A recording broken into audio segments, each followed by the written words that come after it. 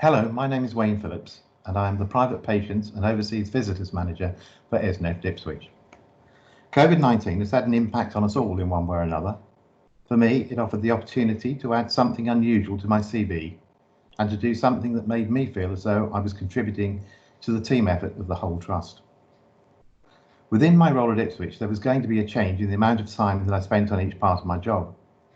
Private patient activity, rather like NHS electives, dried up almost totally. Initially, this enabled me to catch up with the overseas visitor side of things, but then I had a call asking me if I would like to act as a runner for the oncology department for 3 or 4 days a week. This role materialised because our oncology departments, Somersham and Wolverston, were relocated to provide an overflow space for patients if the pandemic reached critical proportions. The relocation was to the Ipswich Hospital a couple of miles down the road. This provided a need for chemotherapy drugs, blood, platelets, prescription drugs, clean linen and other supplies to be taken over to the new temporary site, and haematology tests, microbiology samples, prescriptions and used linen to be brought back to the pathology labs and laundry. Vans for Us were kind enough to donate a temporary vehicle to Ipswich Hospital free of charge. And initially, Alex Arlington, a manager from one of our site contractors, Brooks and Wood, who had been furloughed, volunteered his services and was a very popular predecessor in this role. When he was recalled to work, it was time for me to put away my suit and tie and wear my underpants over my jeans. Well, that's how it made me feel anyway, although the true superheroes were those on the front line, saving lives while risking theirs. I still needed to check my office email, so I came in earlier and invariably left for home later. It was physically quite demanding. Alex had a pedometer and he told me that sometimes it read as high as 15,000 steps by lunchtime.